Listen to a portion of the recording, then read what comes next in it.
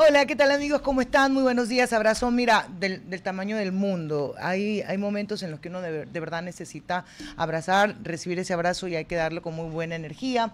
Gracias por sintonizarnos en la 96.5. Te lo voy a dejar a ti, porque lo haces divino. A Carlos Miguel Férez Cordero, te doy ya la bienvenida para que digas todo el repertorio. Mi querida Maffer, buenos días, doña María, Gerard en controles y por supuesto a toda la audiencia RTP 96.5 Guayas y Santa Elena 98.7 en la provincia de El Oro. Ajá. Y en todas las redes sociales RTP Ecuador.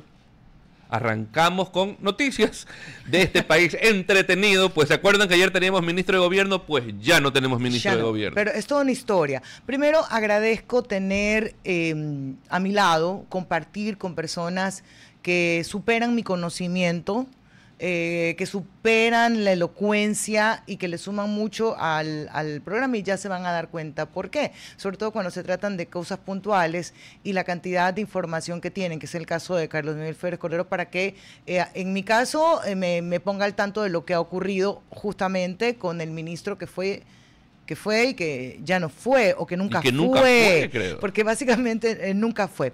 Pero eso sería para explicar también la mecánica del servicio público, que es engorroso. Yo ayer les decía, y se me reía Carlos Miguel y Andrés Merino, que no sé por qué no ha venido hoy. Póngale multa, tiene que traer una funda de chocolates. Cuando Andrés Merino se escapa y deja de venir un tiempo, nos convence con chocolates y dulces. Bueno, decía que a mí también me había pasado tener un impedimento. A mí que me traiga un bolón, un encebollado, un sándwich de chancho. No me está trayendo chocolatito, por favor, okay. Andrés. Toma nota, Andrés Merino, ya sabes, acá bolón. A ver, decía que los impedimentos para contratar o para ser contratado con el Estado se pueden presentar incluso por 1 centavo. Sí. Pero este es el caso de a quien se nombró, aunque no se lo titularizó como ministro de gobierno, al señor Álvaro Rosero. Más allá de la crítica sobre el personaje, si le sumaba, si no le sumaba, que la experiencia, que si era lo que convenía al país, vamos a hablar netamente del procedimiento para que tú puedas tener un cargo público. Dinos un poco cómo es, porque tú estuviste en el Ministerio de Trabajo, Carlos Miguel. Yo fui viceministro del Servicio Público y como buen mono que soy, muy poco conocía del servicio público como tal y la burocracia en sí, más allá de las críticas que siempre hemos hecho como ciudadanos, y me tocó aprender sobre la picada, más allá de, evidentemente, las nociones que se tenían, ¿no? Por el hecho de haber sido antes de eso viceministro de Trabajo. Y una de las cosas puntuales eran estos problemas de los benditos impedimentos para ejercer en el servicio público un cargo. El cargo en el servicio público, este documento no se lo exigen solamente a los que van a ser ministros, sino hasta el cargo, digamos, más inferior en la cadena jerárquica, le exigen que no tenga impedimentos. De todo ser humano. De todo ser humano. Mortal. Y estos impedimentos están establecidos en la LUCEP y son básicamente aquellas deudas que se tiene con el Estado. Punto. O prohibiciones expresas por parte de un juez o por haber cometido un delito, y eso es un gran problema porque no están todos los que han cometido delito y han sido sentenciados en la base de datos porque los jueces no informan. Okay. Pero en todo caso, si tienes una deuda con el SRI, con el IES, con CNT, con CENEL, con la empresa eléctrica de cualquiera de las regiones, vas a tener un impedimento. Okay. Y ese impedimento se soluciona de una forma muy sencilla, cuando es una deuda, ¿no? Pagando o llegando a un convenio de pago. O el convenio de pago también puede ser. Ya, entonces, hasta ahí lo dijiste, déjame contar la historia para que tú nos digas qué pasó ahí. El día de ayer comenzó a circular por X en varias cuentas oficiales, no oficiales, algunas troles también, sobre que el ministro, el nombrado como posible ministro, tenía un impedimento legal para poder asumir el cargo. Este impedimento estaba relacionado con una deuda de 56.500 y algo de dólares al Instituto Ecuatoriano de Seguridad Social, una deuda no personal, una compañía. ¿Ok? Esto hasta ayer, y lo comentábamos, tú decías, oye, ¿cómo no se corrige eso antes de? Pero a la noche, que estábamos chateando, ¿verdad? Sí. Estábamos chateando y llega una confirmación de que ya no había un impedimento, ya no había el impedimento, pero no porque se había pagado, sino porque se había cambiado el nombre del representante legal. Ya. Hasta ahí la historia. Ahí estamos bien. Puede ser. Claro que sí. Ahí tiene sentido, ¿no? Ok, desapareció la deuda y tú dices, bueno, ¿por qué? Ya, okay. Y ahí tú vas o se pagó, bueno, no, en este caso se cambió el representante legal. Aquí lo interesante es ver quién adquirió o qué representante legal adquirió esa deuda en su época de mandante de la compañía. Ya, déjame decirte, yo tomo la gerencia de RTP. Me está ahorita. promocionando, Mari, ¿se está dando cuenta? Entonces, pasaron 10 años y yo acumulé deuda con el Instituto Ecuatoriano de Seguridad Social. Me tocan la puerta, Maffer, ¿quieres ser tal cosa? Y yo digo, sí, pero voy a ponerlo a Carlos Miguel Férez Cordero de representante legal. Todos esos años que yo tuve, ¿no soy responsable entonces? No. ¿O sí? A ver, todos esos años que tú fuiste, eres responsable. Sí. Y de hecho, esa responsabilidad patronal debe quedar en tu registro hasta que se solucione la deuda o hasta que otro gerente asuma la responsabilidad de la misma. Y eso ha ocurrido en muchísimas ocasiones de gente que ha agarrado una gerencia por X cantidad de tiempo y evidentemente esa responsabilidad va al gerente porque alguien le tienes que cobrar más allá de la persona natural, de la persona jurídica. Evidentemente es el representante, ¿no? Que es el gerente del momento. Pero hasta ahí tú no le ves nada extraño. O sea, se liberó, digamos, ya ahí ya no tiene impedimento. Salvo que dentro de su gerencia se haya generado esta deuda. Ya, entonces eso lo dejamos con resaltador. Sigo la historia. Que ojo, es forzado, pero no es ilegal. ¿Ok? Siempre y cuando ese tiempo no haya estado él al frente. Correcto. Okay. Y queda mucho a criterio de la impugnación que tú hagas al IES. Dale, me quedo tranquila con esto. Pero luego viene otra parte de la historia, que fue eso fue acto seguido de que se levantara ese impedimento. El director director regional de trabajo de Quito. Sube una carta, 2 páginas, relatando ciertos hechos que él dice que son ciertos. Esto hay que comprobarlo. Que entró el recientemente ministro Urbano, y que le ha exigido el levantamiento de ese impedimento. Así es. ¿Quién hace el levantamiento de impedimento? El director regional de Quito no lo hace definitivamente. Hay un viceministerio, una subsecretaría y bajo esa subsecretaría una dirección de control del servicio público. Ellos son los encargados de revisar, registrar, levantar cuando existen los requisitos para... Y todo el análisis que se hace en este tipo de casos, porque hay casos excepcionales y se analiza y se emite una resolución y si hay que levantar un impedimento se lo hace documentadamente y formuladamente. Generalmente, cuando es una deuda con una institución como el IES, es simplemente un tema de sistema interconectado. El ministerio no puede levantar la sanción, el impedimento, si es que el IES no le dice levántelo. El IES fue el que lo pidió, el IES es el que le dice levante, o con argumentación. Con argumentación o simplemente en el sistema interconectado. Pagó la deuda, en este caso ha de haber ocurrido algo similar, el sistema del IES lo ha de haber sacado de la representación legal. Por eso yo decía ayer en Twitter, yo digo, el error, primero que es muy rastreable, y segundo, el error debió haber nacido entonces del Seguro Social para que el MDT haya levantado, en el deber ser, por si acaso. Es decir, entiendo pero, ¿qué es lo que llama la atención?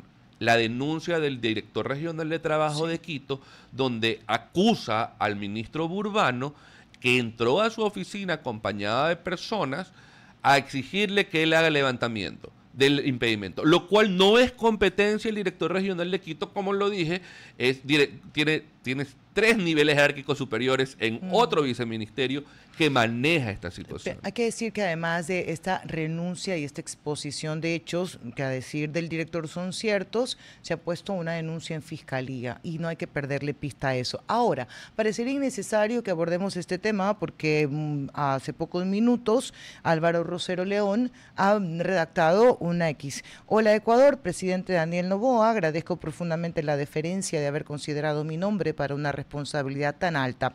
Está claro que mi perfil despertó temores en un momento en el que el país necesita serenidad, no pánico fabricado. Por el mismo sentido de compromiso y respeto con el que acepté su invitación, hoy corresponde dar un paso al costado y renunciar a un cargo que nunca llegué a asumir. Mañana a las 9, con la frente en alto y solvencia de siempre, responderé a tanta calumnia en Exa FM. No creo que con esto se cierre el caso, pero que lo quiero incluso dejarlo ahí porque tengo más preguntas, pero ya está nuestro entrevistado en la línea para poder compartir con él en esta entrevista, que por cierto, ya les voy a pasar un videíto que quiero también compartirlo con ustedes, así para que lo podamos conversar y analizar todos en conjunto. A ver, el abogado Roberto Calderón nos acompaña, es abogado penalista y analista político también, o sea, está completo entonces abogado. Tiene toda la información. ¿Cómo está usted? Muy buenos días. ¿Qué tal? Qué gusto estar por aquí. Un saludo muy cordial a toda la audiencia y a ustedes. Además fue juez. Gracias por acompañarnos. A ver, creo que a todos nos dio la impresión en que frente a la voz de una nueva posibilidad, de una nueva constitución, el concurso para fiscales quedó en stand-by, nadie se apuró, nadie dijo nada, a pesar de que según el cronograma de acciones, ya en diciembre teníamos un nuevo fiscal, ¿cierto? Se anunció inicialmente que para diciembre tendríamos un nuevo fiscal, pero tal como van las cosas, el día de ayer se pudo reorganizar los equipos técnicos. Previo a cualquier concurso para designación de autoridades tiene que primero designarse un equipo técnico, tiene que existir una veeduría ciudadana, tiene que designarse un notario y recién la convocatoria saldría en diciembre, por lo que considero, según mi experiencia, según lo que he observado que son los tiempos, que este concurso duraría los primeros meses del próximo año, cuando hay gente que, por ejemplo, se siente que se le ha perjudicado en puntos o se le ha dejado fuera, no se le ha calificado su carpeta, etcétera, presentan acciones de protección. Así es que yo creo que el timing y las fechas más o menos apuntarían para junio, julio del próximo año. Entiendo que se empieza desde cero. Eso significa que antes de, cuando se pensaba en diciembre, no se avanzó nada. Correcto, es así. Y un poco, pues lo que usted menciona es cierto, existía la incertidumbre que una nueva asamblea constituyente, declarándose de plenos poderes, tenía incluso la capacidad, la posibilidad de nombrar directamente un fiscal general sin necesidad de concurso, o pasar esta atribución al ente legislativo, es decir, a la Asamblea Nacional, y eso pues votaría al piso todo lo que se habría avanzado en un concurso eventual en el Consejo de Participación Ciudadana. Es por ello que ahora que se tiene ya los resultados, que no vamos a una constituyente, ha metido el pie en el acelerador el CPSC. Cuando habla de ha metido el pie en el acelerador, ¿significa ir con la misma guía, con la misma ruta, o se presentan cambios, abogado? No, no se presentan cambios, se tiene que llevar a cabo según la normativa, según lo que dice la Constitución y lo que ya se ha venido haciendo anteriormente. Se conformó el día de ayer ya la comisión técnica para este concurso. Lo próximo que tiene que conformarse es la comisión ciudadana de elección de los postulantes. Es decir, son 10 delegados, 5 de la sociedad civil y 5 que pertenecen a las funciones del Estado, quienes son los que van realmente a llevar a cabo este concurso. Hay una comisión técnica que es un apoyo que más bien de tipo de organización, pero quienes van a calificar va a ser la Comisión Ciudadana de Selección. Y esta comisión aún no se ha conformado. Ya, usted decía que dependerá también el proceso, primero podrían ser los primeros meses, pero si hay impugnaciones, esto puede alargar un poco y está bien dentro del cronograma. Pero corríjame si me equivoco, una de los retrasos que se causaron justamente era porque las diferentes dependencias o poderes del Estado no enviaban esos 5 representantes a la Comisión Ciudadana. Correcto, y esto vemos que es uno de los problemas que tiene nuestra Constitución, que al no irnos a una constituyente no se va a poder reformar, porque anteriormente quienes designaban fiscal general y otras autoridades era directamente la Asamblea Nacional, es decir, el Congreso Nacional en esa época.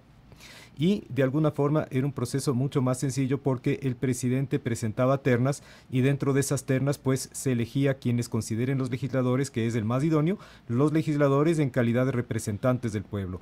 Desde la Constitución de Montecristi se crea esta especie de Frankenstein de quinto poder del Estado, que es el Consejo de Participación Ciudadana y Control Social, que tiene a cargo la designación de autoridades en concursos, entre comillas, porque hemos visto que muchas veces estos concursos no reflejan la idoneidad del funcionario que sale designado. Y es un proceso pues bastante engorroso. Tomemos en consideración que esta Comisión Ciudadana de Calificación, sus miembros incluso pueden recibir impugnaciones de la sociedad civil, así es que no es que simplemente se les designe y quedan ya ¿cómo se llama? Habilitados para llevar a cabo el concurso, sino que podría incluso existir inhabilitaciones, observaciones, etcétera. ¿Hay tiempo perentorio para la conformación de esta comisión? No existe. O sea, podemos irnos eternamente en esto. Son eternos, así es. Por eso el CNE, mire cómo está el CNE. Correcto. Hemos visto que este sistema ha perjudicado mucho en lo que es designaciones de superintendentes, en este caso pues del mismo fiscal general. Se tuvo que designar un fiscal subrogante en vista que el doctor Wilson Tuainga, quien era el subrogante y se ha principalizado, pues al ocupar ese cargo dejó vacío el puesto de fiscal subrogante, por lo que se designó al fiscal Alarcón. Ok, desde su conocimiento, la experiencia y conociendo sobre todo la dinámica del país y de los poderes, cómo buscan ser partícipes de lo que no debieran, ¿dónde encuentra usted la mayor posibilidad de corrupción o de traba? El principal problema es que estos concursos, quien salga designado como fiscal general no responda a intereses políticos. Esa es la principal preocupación que tiene la ciudadanía, ya sea por presión a esta comisión, a miembros de esta comisión, dádivas que pueda ser susceptible a alguno de los miembros de esa comisión, etcétera. Pero, ¿por qué es esto importante? Porque no queremos un fiscal general que a la vuelta de la esquina vaya a favorecer con procesos inventados en contra de opositores políticos o, por el contrario, dejen la impunidad actos de corrupción del actual gobierno. Esa es la necesidad de contar con un funcionario que actúe de forma objetiva y de forma técnica. Ahora, ¿los requisitos nos permiten poder lograr ese objetivo? Lastimosamente, nuestra Constitución establece muy pocos requisitos para la designación de un fiscal general. Básicamente se necesita tener un título de tercer nivel, se necesita haber ejercido la calidad el ejercicio pues de abogado, ya sea en libre ejercicio como profesor o funcionario público por un lapso mínimo de 10 años. Y básicamente esos son los requisitos que nos dice la Constitución, así es que cualquier persona podría ser fiscal general. Sí, inclusive se van a reír ustedes, podría ser una persona que tuvo a lo mejor en algún momento antes de esos 10 años de ejercicio, que tuvo una sentencia condenatoria, cumplió su condena, luego tuvo los 10 años de actividad profesional, podría incluso postularse. Es más complejo ser gerente general de Petroecuador que fiscal general de la Nación. Y no estoy bromeando ni exagerando ni un poquito. Abogado, usted hace hincapié en una sentencia condenatoria de cualquier tipo de delito. Los delitos que no causan inhabilidad por vida, es decir, delitos contra la administración pública. Gravísimo. Hablemos, por ejemplo, de una asociación ilícita, de delincuencia organizada, asesinato, etcétera. Esos que no causan inhabilidad de ejercer cargos públicos, pues podrían, si es que en ese tiempo posterior al cumplimiento de la sentencia tuvo 10 años de ejercicio, bien podría esa persona postularse. Incluso, pues para que se sorprenda a la ciudadanía, no existe una prohibición que las personas que integren la Comisión Ciudadana de Designación hayan tenido sentencias condenatorias anteriores. Esto porque nuestra Constitución establece que ninguna persona puede ser discriminada en razón de su pasado policial. A eso súmale que también puede ser personas que son adherentes a partidos políticos, porque no los puedes discriminar por su filiación política tampoco. Entonces puedes tener plagada una comisión de adherentes políticos distintos. Oye, ¿hay alguna forma en la que se pueda...? Sí, hay solamente una puntualización. En el caso de la comisión, sí establece que no se encuentren afiliados. Afiliados. Si es que anteriormente y en la comisión técnica. No. Ya, pero es que ahí viene también a un absurdo, porque yo, por ejemplo, no puedo estar afiliada a abogado, pero a todas luces soy parte de una organización política, desde la acción, el comentario, la representación. Exacto, existe una militancia no formal, es decir, que no tiene la calidad de adherente o de afiliado a un partido político, sin embargo, comparece a meetings, hace comentarios, hace una vocería, gestiones, lobby, etcétera. Entonces, es una de esas distorsiones que tiene nuestro sistema republicano. A diferencia de otros estados que cuentan con 3 funciones del Estado, nosotros tenemos este Frankenstein de 5 funciones del Estado. ¿Usted cree que caemos en una prohibición de la Corte Constitucional? Si ponemos, ya para ahora no, será para 6 años o cuántos dure el fiscal, ¿no? Que depende, nunca cumplimos los plazos. Si se pone una restricción de que no podrá ser fiscal aquella persona que haya trabajado en los 6 últimos años para un gobierno. No se podría porque los requisitos están claramente definidos en la Constitución y al ser la norma máxima la Constitución del Estado, pues tenemos que atenernos solamente a las disposiciones que constan en la misma. Pero la podemos cambiar. Para hacer esos cambios, sí, entraríamos otra vez a tratar de reparar esa colcha de retazos que tenemos por Constitución que no son retazos que estén realmente bien cocidos, y cuando nos da frío aquí en la sierra y usamos una colcha de retazos mal cocida, pues vamos a tener frío a lo largo de la noche. Decía la abuela de mi esposo, es una colcha de breguet, ahí con todo lo que se podía. A ver, entonces regresemos, si usted tiene algo claro, el cronograma para seguirle la pista a esta selección. Decía, ya está la comisión técnica y ahora el siguiente paso es la comisión ciudadana, para la que pueden quedarse a vivir sin elegirla. Pero generalmente, ¿cuánto tiempo y de ahí qué viene? Esperemos que se instale primero esta comisión ciudadana, que pase los miembros de esta comisión la fase de impugnación y posteriormente se haga la convocatoria para los postulantes. Una vez que los postulantes presentan sus carpetas, se revisa si es que las mismas cumplen con lo determinado en el artículo 196 de la Constitución, perdón. Tranquilo. Es decir, ser ecuatoriano en goce de usos, en goce de derechos políticos, tener un título de tercer nivel y haber ejercido la profesión de abogado por un mínimo de 10 años.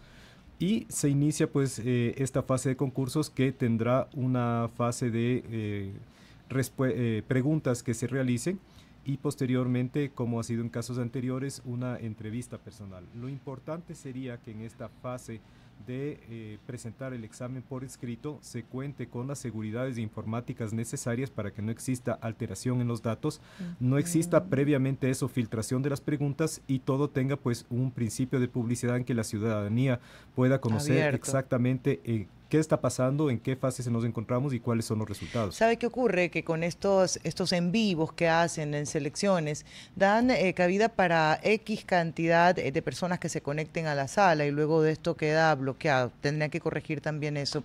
¿Qué pasará con el fiscal subrogante Toainga y con el fiscal que ya está seleccionado en caso de que el señor Toainga diga, hasta aquí voy?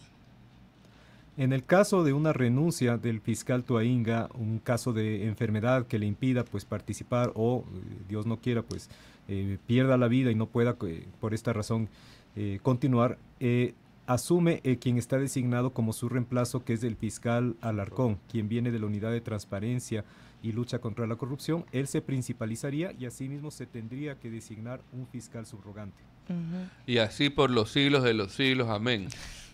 Claro, este es un país que ha vivido en varias oportunidades el subrogante del subrogante del subrogante, como ha pasado en la Contraloría General del Estado, y esto pues vemos que lejos este sistema constitucional de darnos seguridad sobre el normal desarrollo y desempeño de las instituciones, pues causa más bien problemas y causa incertidumbre en la ciudadanía. Ilústreme, abogado, el incumplimiento. Acá hay un artículo por el que te llevan a juicio político y que ampara todo: incumplimiento de funciones. Se puede llevar a juicio político. ¿Cuántas veces se ha llevado, si usted recuerda nada más, a miembros del Consejo de Participación Ciudadana por realmente incumplir funciones? Es decir, la selección de autoridades de control. Esto tiene un amplio margen de subjetividad, porque todo va a depender si la mayoría que se encuentra en el Poder Legislativo, es decir, en la Asamblea Nacional, le conviene o no decir, ok, yo no tengo problema muchas veces en esperarme un poco si es que ha habido este incumplimiento, porque me conviene que quien está llevando a cabo el concurso, la forma en que se están desarrollando las cosas, al final va a dar un resultado que me va a convenir más, entonces no existe la aplicación de esto. Y si por el contrario veo que ese alargamiento a mí me perjudica porque es tendiente a facilitar la designación de alguien adverso, entonces puedo activar inmediatamente este procedimiento de juicio político. Entonces mucho se acomoda a la conveniencia del momento. Triste. Y ahí lo más chistoso del tema es que en esta decisión de la Asamblea en sancionar al uno o al otro, vemos cómo a veces lo logran y a veces no. El caso me parece que es de la consejera Verde Soto, creo que es que no la logró sancionar la Asamblea, pero por ejemplo a Guarderas lo destituyó, y así destituyó creo que a Bonifaz, y así súmele y súmele. Sí, el problema es que las decisiones son políticas, pero no en respuesta de la función técnica que tiene que hacer el Consejo de Participación Ciudadana. O sea, incluso lo que hablábamos hace un momento, abogado, que se demoren las dependencias que deben enviar a sus representantes para la comisión, deberían sancionarse a quien no lo hace a la brevedad posible. Pues si uno termina esto siendo un chicle que lo estiran y lo recogen, haciendo un cálculo político, sabiendo que no es una elección para un representante de organización política. Ahora, es una prueba-error que le conviene o le ha convenido a todos los gobernantes de turno que han podido manejar estos vacíos legales que no han sido reglamentados ni regulados por absolutamente nadie, pudiéndolo hacer el mismo Consejo o inclusive la reglamentación a la norma, pero les termina sirviendo. Les termina sirviendo estos vacíos que existen legalmente, y cuando se pretendió cambiar la Constitución para aquello, la gente votó por el no en este caso puntual. Es un perjuicio. No digo que haya estado mal o bien que la gente haya votado no, pero lastimosamente en este caso vemos que hay muchas falencias que nos llevan a esta pérdida de tiempo. Abogado, solo cerramos con la expectativa que tiene usted sobre este concurso. Y si no la tienen, no hay problema. Los constituyentes de Montecristi cometieron una ingenuidad al pensar que un Consejo de Participación Ciudadana y Control Social para designar autoridades estaría alejado de las tiendas políticas, estaría alejado de ese furor político, de las conveniencias, de los tratos bajo la mesa. Pensaron que serían ciudadanos totalmente alejados pues de quienes tienen intereses, y lejos de eso pues vemos que ha sido una de las instituciones más politizadas de la historia, con varios presidentes, incluso con procesos hasta inclusive penales, destituciones de consejeros, de escándalos, etcétera. Así es que el menos idóneo de los organismos del Estado es el que lleva a cabo este concurso. Pero no nos precipitemos tampoco a echar tierra sin tener los resultados. Creo que finalmente cuando tengamos a ese funcionario designado, nosotros pues podríamos hacer una opinión si es que esa designación corresponde a un ciudadano de bien, a alguien que ha tenido una carrera dentro del mundo del derecho completamente limpia y honesta, o se trata de alguien que más bien pues deje dudas. O sea, lo que usted dice es que vamos a esperar que el tiempo diga si sirvió o no sirvió y si valió la pena la espera. No nos queda más, lastimosamente estamos atados de manos con esas disposiciones constitucionales. Abogado, le enviamos un abrazo, gracias. Lo volvemos a contactar para hacer el seguimiento a esta tortura de selección. Un abrazo. Muchísimas gracias. Igual para ustedes, qué gusto estar aquí. Gracias. El abogado Roberto Calderón nos acompañó. Estábamos haciendo una revisión de la selección del fiscal de la Nación. Solo recordarles que en teoría para diciembre llegamos a tener uno. ¿Cómo se puede un proceso que debe estar muy separado del momento político ponerse pausa porque dijeron, espérate que ver qué pasa con la Constitución? Oye, para cuando regresemos... Porque la Constitución es que se suspendía, no es que nos quedamos sin Constitución, tenía que seguirse aplicando. Igual, o sea, no entender. A ver, luego hablamos un poco del rol del CNE, hablemos del rol del CERCOP y una denuncia del municipio de Guayaquil y de la cárcel del Encuentro. ¿Tú alguna vez confiesas tu voto? ¿Lo dices? Yo sí, yo no tengo ningún problema en decirlo. Ok, ya. Vamos a la pausa, ahora me cuentas. RTP 96.5, a la conquista del mundo digital. Presenta sus nuevas instalaciones y tecnología de vanguardia. Renovamos nuestro compromiso de seguir brindando contenido útil y de la más alta calidad. Programas de opinión con referentes de la comunicación. Noticias para contar todo lo que está pasando en todo momento. Una variedad de segmentos con lo que necesitas saber. Y asociaciones internacionales estratégicas. Todo para mantener a nuestra audiencia y seguidores siempre bien informados. Siempre en RTP. Buena compañía. Ya estamos. Luego se te va a salir algún improperio. A ver, continuamos sí, acá con la información. Déjame, porque los dejé planteados. Mi asesor en finanzas, que lo amo, me dice, oiga, María Fernanda, yo le estaba escuchando en la radio, pero qué pena que nunca conversaron sobre el Consejo Nacional Electoral y el rol en estos resultados. Porque el Consejo Nacional Electoral ha sido tildado de todo y por todos. Siempre cuando no les conviene un resultado, fraude. Bueno, en este caso no, y eso sí hay que reconocer. Nadie salió nadie, y el gobierno nacional tampoco lo hizo. Salió y dijo, no, estos son los resultados, ok.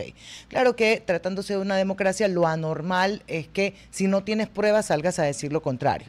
Porque los fraudes hay que demostrar. La normalidad es la regla general en este país. Entonces, ¿tú crees que dado los resultados se puede cortar con las historias de relación o vinculación de la señora Diana Tamay con el gobierno? Que si el hermano estaba trabajando o no, que si estaba vendido el Consejo Nacional Electoral.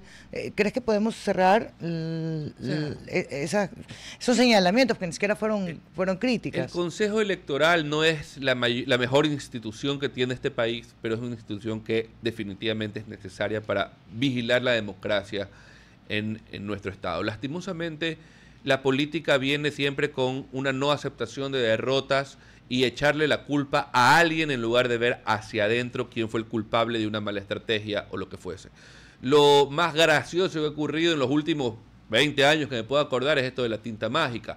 Pero más allá de eso, todos los partidos políticos han saltado a denunciar fraude. Lo hizo, creo, contra Alianza País en la elección Moreno Noboa no lo ha hecho. Noboa no lo ha hecho, tienes razón. Eso sí hay que reconocerlo. En no ninguna. Lo ha hecho, en ninguna. Ni en la primera, ni en la segunda, ni en la consulta, ni en la primera, ni en la segunda, ni en esta. Oye, son algunas. Son algunas. Y recuerden que poco tiempo. En las dos consultas, la consulta anterior perdió 2 preguntas y mucha gente no se acuerda de eso. Pero definitivamente lo hemos escuchado del Partido Social Cristiano, lo hemos escuchado del Partido Roldosista, lo hemos escuchado de todos. Creo yo que es momento de dar la página, soltarlos un poquito, eso sí, exigirle al CPCCS que acelere el proceso de cambio del CNE, porque no está bien tampoco tener a los mismos árbitros tanto tiempo. No, pero la ley dice que ya debían irse. Y recuerda tú todo ese evento de discusión que llegó hasta la capital de los suplentes que le decían, ya estamos listos, ya calentamos, ya podemos ir a hacerlo, y ahí se salió un documento de Contraloría que decía que Procuraduría, gracias. Por eso vamos a tener un abogado aquí. Gracias. Pero es que lo justo ayer le escuchaba a Enrique Pita decir, hey, yo no es que quiero quedarme porque me da la gana de quedarme, sino porque la ley me exige que me quede. No, claro, pudiera renunciar. La ley le exige, claro, pero puede renunciar. Puede renunciar si quisiera, pero eso sí no quiere. No, pero es que, a ver. ¿O le parece que está cumpliendo el mandato y hasta que el mandato concluya legalmente? Pues bueno. Sí, pero no quiere decir que la ley te tiene atado. No, definitivamente puede renunciar sin problema. ¿No? O sea, yo realmente ya cumplí mi ciclo. Qué pena que el Consejo Nacional, el Consejo de Participación Electoral no haya hecho su trabajo, pero hay que ir en lo ético, porque ni siquiera entra en la discusión de lo legal. Claro, no, o sea que yo no entiendo cómo han soportado, ¿cuántos años llevan? 12. 19. No sé. El último estuvo con Lenin. En la elección de Lenin. ¿Cómo se llamaba el que era el mejor amigo del presidente Correa? Pozo. Pozo. Sí. De ahí vino Atamaín. Esto ya fue hace bastantes años, al menos 12 o 9. Pero en la elección de Lenin y el apagón, con el apagón. Eso fue en el 2017. Yo sé la fe. Me ríe Gerardo. ¿Qué es esto? A ver. No recuerdo, pero en todo caso, oiga, yo fui Tribunal Electoral de Barcelona. 2 periodos seguidos. Ya. Y es desgastante, es horrible. No, ya tenías que irte. Te pegan una severenda, todo lo que ustedes quieran en redes sociales y te acusan de todo. Aguanta. Imagínense a nivel nacional. Yo, con el respeto que se merecen, queridos consejeros del CNE. Yo estoy en contra de ese, con el respeto que ustedes se merecen. No, se merecen porque respeto. Acto seguido viene alguna porque con el respeto que se merecen, yo, Carlos Miguel, no hubiera aguantado tantos años en estos puestos. Pero no necesitan aguantar, pueden irse. Sí, por eso yo le digo, yo ya me hubiera ido, hubiera cumplido 1 o 2 periodos y me hubiera ido, y esto es, ¿no? Si es que ya, 11:43, otro tema, entonces, perdón, para cerrar, ¿qué cámara tengo que ver? Esta, pero ya no sé. O este. Este o este. 2. Acá tienes que decir. No. Acá la cámara. Pero son 4, hijito. Pero no sé, pues, cuál tengo que ver. A la 2, a la 3. Acá al centro, ok, ya. Ahí. Ustedes me dicen cómo tengo que ver. Ok, pero puedes mirar para todas para que sientas que estás así en movimiento. A ver, coincidimos en que el Consejo Nacional Electoral esta vez, ¿por los resultados o por las formas? Por las formas, por los resultados, por la rapidez, y esto lo ha venido haciendo hace rato. Pero sí te quiero decir algo. Más allá del resultado, que no hubo fraude, pues sí hay muchas correcciones que hacer por parte del Consejo Nacional Electoral que no se han presentado exclusivamente en esta consulta, que vienen sucediendo hace mucho, como por ejemplo el financiamiento. ¿De dónde viene el financiamiento real? No el reportado, señores, el real de lo que cuesta una campaña. Pero están haciendo una barrida ahorita a los partidos políticos, a los de las campañas de la presidencia 2023.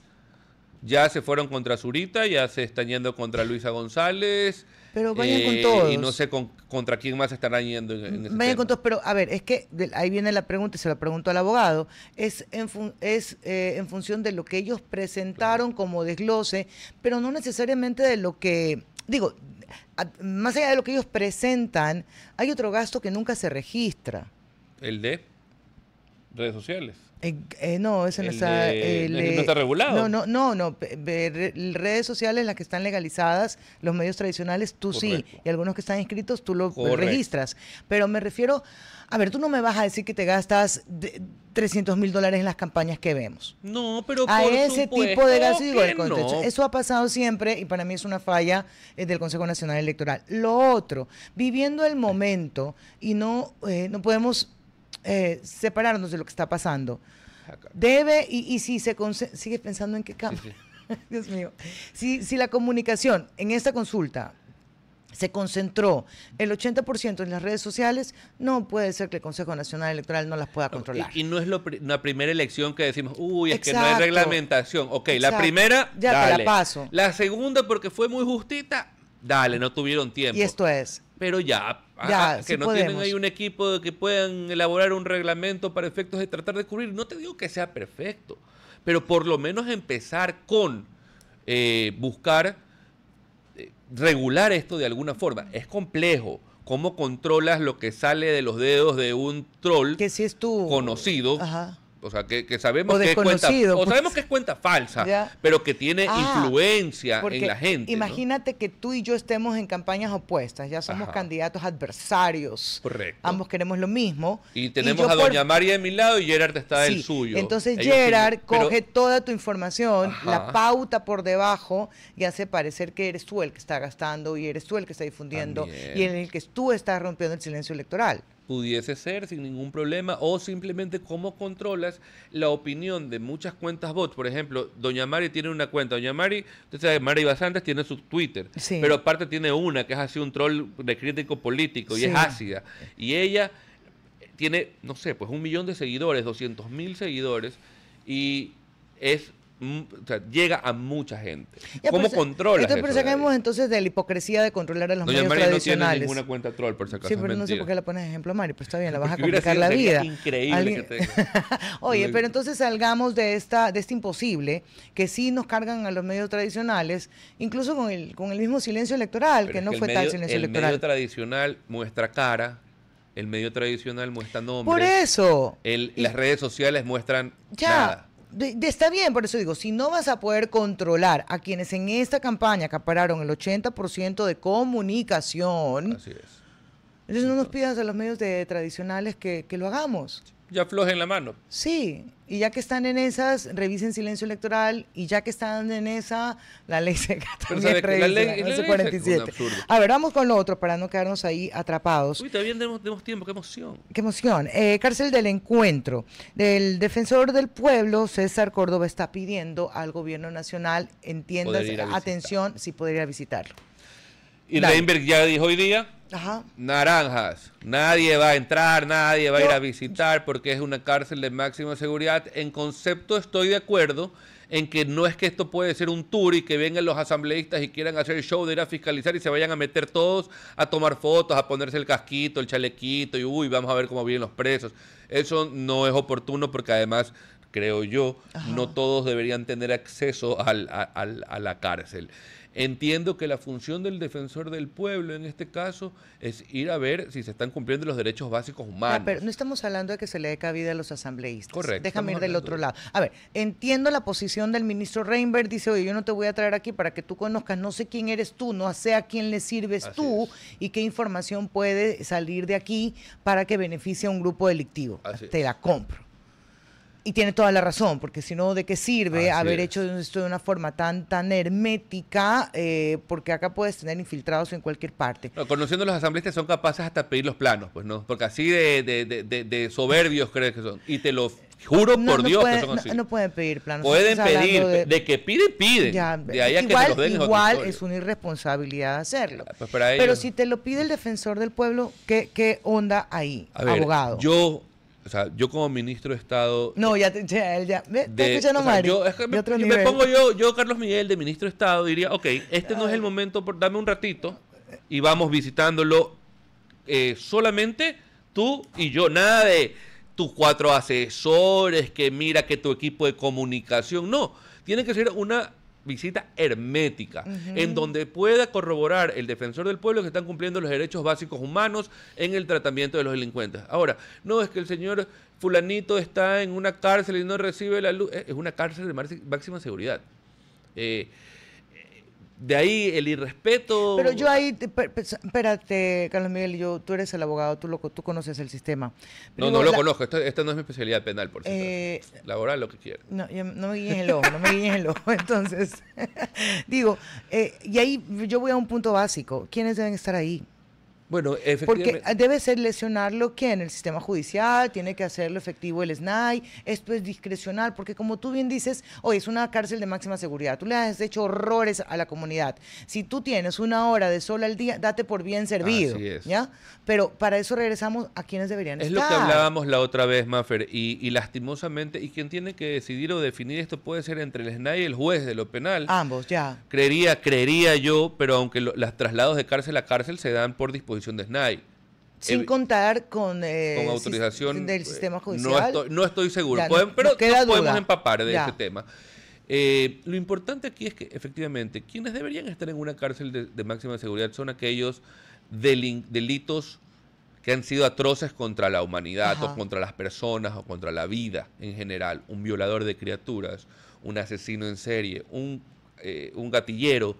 Esos crímenes atroces, por así decirlo, y darles una clasificación que no están clasificados en ningún lado, pero estos delitos graves. Que eso yo no entiendo por qué no se ha podido hacer. Deberían estar en estas cárceles de máxima seguridad. Ahora, los delincuentes de cuello blanco, que son aquellos que están también, o políticos en algunos casos, o por relancina, los pueden decir políticos.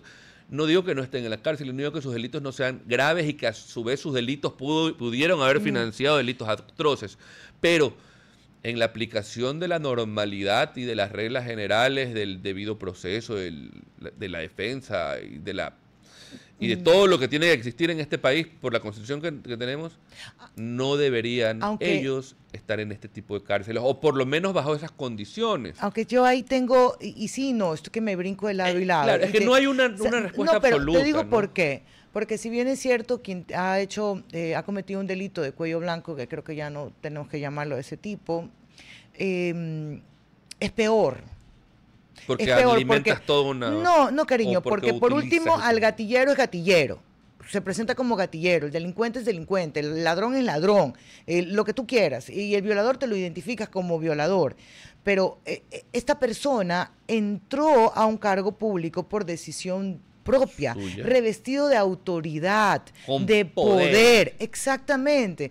Entonces, para mí es más grave a alguien, es como cuando un policía o un militar le sirve al delito. Es que es gravísimo. Está utilizando su poder para alimentar la estructura criminal inferior. A mí me preocupa cuando dicen, es que fue un delito contra los bienes públicos. Solo se llevó un billete en eso. No. En esa hidroeléctrica. Es gravísimo porque tienes un poder para hacerlo y tienes un poder también para cambiar. Pero regresamos al punto inicial que yo te hice salir, tú sí crees que debe ser sí se necesita saber qué está pasando ahí adentro. Yo creo que el defensor del pueblo primero tiene las facultades, tiene la atribución legal, y quién mejor que él, que aparte es un buen profesional, es un tipo muy ecuánime, me parece que es apolítico. Yo he tenido 2 reuniones con él. Apartidista, perdón. Sí, lo veo con las ganas de hacer las cosas adecuadamente, cumpliendo su labor. Y si dentro de su labor está ir a visitar el centro penitenciario para corroborar lo que dice el gobierno, que es que se están dando los tratos necesarios cumpliendo los derechos humanos básicos, pues bueno, qué mejor que el defensor del pueblo vaya y lo constate. Yo creo que es una visita que es justa y necesaria, que la tiene que hacer él muy interno, y que inclusive el resultado de esa reunión respecto del tema de infraestructura o de información que pueda salir debe ser catalogada como confidencial. Pero ¿sabes por qué a mí me urge? Y esto ya dentro del trabajo periodístico y también evidentemente humano, porque hay una confesión de que esta cárcel está construida en su 35 y 40%. Pero a ver, ojo y pausa. Porque a veces la parte más, y eso ya hay expertos, ¿no? Tú te puedes demorar un año en la construcción del 35-40% porque reviste complejidad, que el terreno, que aplanar, que no sé qué, que no sé cuánto, y sistemas de seguridad. Y el resto lo puedes hacer en menor tiempo porque son otro tipo de trabajo. Hay un término que se utiliza para poder cumplir estos trabajos que son ya de cierre. De obra gris, ¿no? Sí, de obra gris. Eres brillante. ¿Para qué? Eres brillante. Porque sé muchas cosas de muchos temas. Pero necesitas lo que yo no sé. ¿Sabes lo que yo no sé? Entonces estamos perfectos en el complemento. Pero sí amerita, cuando hay esta declaración de que, ¿sabes qué? Hemos avanzado en un 35-40% de la cárcel, saber qué es lo que no está listo en la cárcel. En asistencia a la persona privada de libertad. Correcto, porque a lo mejor el pabellón que está listo tiene todos los juguetes. Y no pasa nada. Y está perfecto. Y eso lo podrá decir sin mayor detalle, evidentemente, el defensor del pueblo. Yo creo que es óptimo, creo que es sano para el gobierno, para la gran labor que está haciendo el ministro Reimer, porque este es uno de los ministros que más saludo y felicito en este gobierno. Espero que se pueda dar y que sea muy hermética, y yo estoy seguro que el defensor del pueblo cumplirá con su responsabilidad. Pero desde el punto de vista comunicacional, no puede permitirse el gobierno una noticia que fue aplaudida por muchos, porque terminas construyendo parte de la cárcel y el traslado de personas consideradas como delincuentes. No puedes permitir que esa noticia positiva se te vuelva como boomerang en algo negativo. Así es. Y mira que a partir desde la foto que se publicó, no puedo decir la mayoría, pero un número considerable de personas lo ve como negativo. Y ahora es cómo están estas personas ahí adentro. No puede permitirse el gobierno de algo positivo, un hecho positivo, que en la noticia solamente quede un recuerdo negativo. Porque es una gran obra la que se ha hecho y la que se está haciendo, y la búsqueda de recuperar el caos que hay en el sistema penitenciario tiene que empezar por nueva infraestructura. Entonces es importante que esto se revea, que esto que dijo el ministro Reimer se lo pueda analizar con el equipo de trabajo para efectos de poder dar transparencia y sobre todo certeza y sanidad mental al gobierno, que hoy por hoy, después de todos los enredos que han ocurrido en estos días, lo necesita. Ya, hasta ahí llegaste, ¿ves? El cierre que hablábamos. Ahí tenías que pegar un patazo. Estamos haciendo training con en vivo. Besos, nos encontramos el día de mañana. Que tengan buen día, continúen con nuestra programación Futuro en Acción. Adiós. Hasta aquí, Cuarto Piso. Control Master Marisela Basantes. Transmisión digital Gerardo Díaz. Coordinación de entrevistas Diana Raimondi. Redes sociales Erika Eras. Edición Oscar Saavedra. Dirección Javier Gamboa. Todos los derechos reservados. RTP 2025.